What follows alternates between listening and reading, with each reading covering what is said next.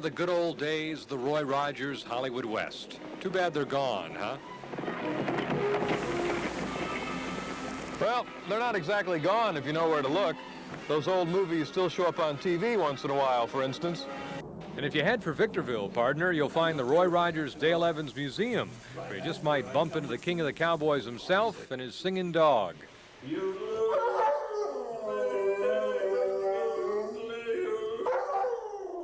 As for the museum, it's chock full of mementos. Is all this his?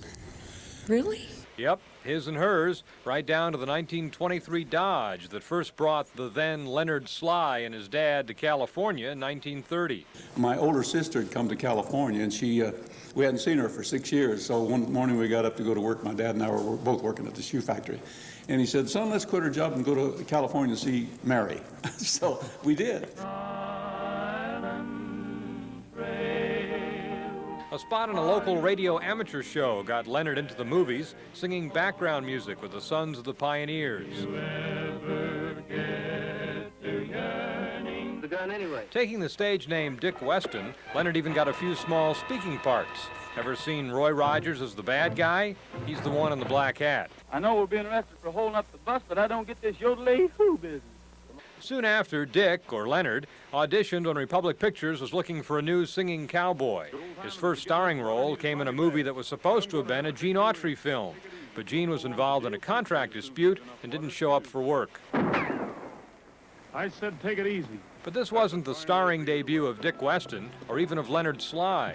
The studio had come up with a new name, Roy Rogers. When I was a youngster, I knew a guy by the name of Leroy, and I didn't like him. And I said, "Can you come up with something else?" And we couldn't find anything that went as good together as the Roy Rogers did, so we finally settled on that. Of course, he got used to the name and finally adopted it legally.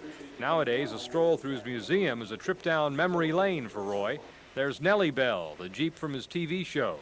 Even Trigger's here, and Bullet, and photos from Roy and Dale's family life. For some reason, I believe you. Roy and Dale got together in the movies for the first time in 1944. At first, Dale didn't like Westerns, but Roy changed her mind. They were married New Year's Day, 1947. And we have 16 grandchildren and 8 great-grandchildren, and one on the way. We have a Thanksgiving party every Thanksgiving, and they all come, and sometimes there's 45 or 50 of them around, you know.